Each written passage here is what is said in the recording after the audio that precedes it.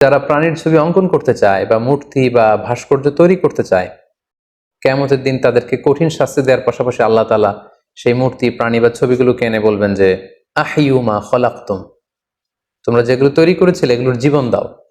একটা মানুষের ছবি যখন স্কেচ করা হয়, এটা একটা ছবি, কিন্তু এটাতে জীবন দেওয়ার সুযোগ কিন্তু আমাদের নেই। রূহ বা প্রাণ দিতে পারেন কেবলমাত্র আল্লাহ তাআলা। তো সেদিন আল্লাহ বলবেন আহিয়ু মা খলাকতুম, তোমরা যা তৈরি করেছো এটার ভেতরে তোমরা প্রাণ দাও, এবং সেটা সক্ষমতা কখনোই আমাদের হবে না। তো প্রিয় ভাই, আপনি প্রশ্ন করেছেন যে কেন নিষেধ করা হয়েছে, এবং লেটস সে হিউম্যান অ্যানাটমির প্রসঙ্গে এনে নিটারের তৈরি একটি বইয়ের কথা বলেছেন, সেখানে তিনি হাতে এঁকেছেন। আমরা যতদূর জানি হিউম্যান অ্যানাটমি রিলেটেড যে বইগুলো, সেখানে যেই প্রাণীর ছবিগুলো আছে, সেখানে আসলে কোনো মানুষের চেহারাকে তুলে আনাটা উদ্দেশ্য না, কোনো সরাসরি মানুষের যে পূর্ণাঙ্গ অবয়ব চেহারা সেটা তুলে আনা উদ্দেশ্য না। সেখানে বেসিকলি দেহের প্রতিটি অঙ্গের নামকে চিহ্নিত করা হয়। এটা কাইন্ড অফ স্কেলিটনের মতো দেখা যায়, যেটার ভেতরে হাড় দেখা যাচ্ছে, রগ, শিরা, উপশিরা, ভেতরে সবকিছু দেখা যাচ্ছে, এবং সেখানে পয়েন্ট আউট করে কোথায় তার হাত, কোথায় তার লাং, কোথায় তার লিভার, কোথায় তার হার্ট, এইভাবে পয়েন্ট আউট করা হয়। ওইটা আসলে একটা মানুষের ছবি হিসেবে সেখানে চিত্রায়ন করা হয় না। আর সেটা যদি মেডিকেলের স্টুডেন্টরা বা জীববিজ্ঞান নিয়ে যারা পড়বে, এই বিষয় নিয়ে যদি তারা গবেষণা না করে, তাহলে তো চিকিৎসা বিজ্ঞানের ইমপ্রুভমেন্ট হবে না, ফলে এই মানব সভ্যতাকে টিকিয়ে রাখা সম্ভব হবে না। সেটা হচ্ছে জরুরাত, অর্থাৎ খুব অতীব প্রয়োজন যখন কোনো মানুষের দেখা দেয়, তখন হারাম বিষয়ে আল্লাহ তাআলা সেটাকে হালাল করে দেন। ইসলামের শরীয়তে একটা লিগ্যাল ম্যাগজিম আছে, সেখানে বলা হচ্ছে যে দরুরাতু তুবিহুল মাহদুরাত। যখন কোনো জিনিস অতীব জরুরি হয়ে পড়ে, আমরা বাংলায় যেটাকে জরুরি বলছি, এটাকে আরবিতে বলা হচ্ছে আদ-দরুরা। আদ-দরুরাতু তুবিহুল মাহদুরাত।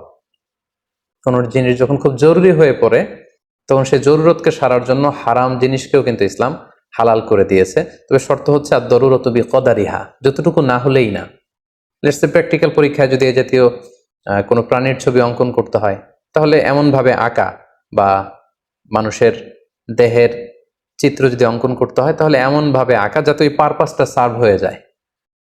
সেখানে মাথা রিলেটেড কোনো অঙ্গ আঁকতে হলে শুধু মাথাটাকে আঁকা, হাতের চিহ্ন দেওয়ার প্রয়োজন হলে হাতটাকে আঁকা, অর্থাৎ পূর্ণাঙ্গ অবয়ব যাতে প্রকাশ না পায়, এই বিষয়টা খেয়াল রেখে এই পারপাস আমার মনে হয় সার্ভ করা যেতে পারে। তাছাড়া বাচ্চাদের বিভিন্ন বইতে বাচ্চারা যদি কার্টুন দেখে পড়াশোনা করে, এটা তাদের বুঝতে সুবিধা হয়। এক্ষেত্রেও স্কলাররা ছাড় দিয়েছেন যে এডুকেশন পারপাস, অর্থাৎ আপনি যে চিকিৎসা বিজ্ঞানের কথা বলেছেন, মেডিকেল পারপাসের কথা বলেছেন, এগুলোতে ইসলামে ছাড় আছে, কারণ সেখানে স্রষ্টার সৃষ্টিকে চ্যালেঞ্জ করার মতো প্রসঙ্গটা আসে না, কারণ সেটা কেবলমাত্র গবেষণার স্বার্থে এডুকেশন পারপাস ইউজ হয়। এবং বাচ্চাদের কার্টুনের ক্ষেত্রেও কিন্তু স্কলাররা এ ব্যাপারে ছাড় দিয়েছেন, যে বাচ্চারা যেহেতু এই কার্টুনগুলো দেখে সহজেই তাদের পড়াশোনা আত্মস্থ করতে পারছে, সেক্ষেত্রে কার্টুনগুলো আসলে দেখতে সরাসরি মানুষের মতোও না, সেগুলো একটা ভিন্ন ক্রিয়েচারের মতো। সো কোনো মানুষকে সেখানে ধারণ করা বা স্কেচ করা, সেই প্রসঙ্গটা থাকে না। ফলে এডুকেশন পারপাস স্কলাররা কিন্তু এটাকে জায়েজ বলেছে।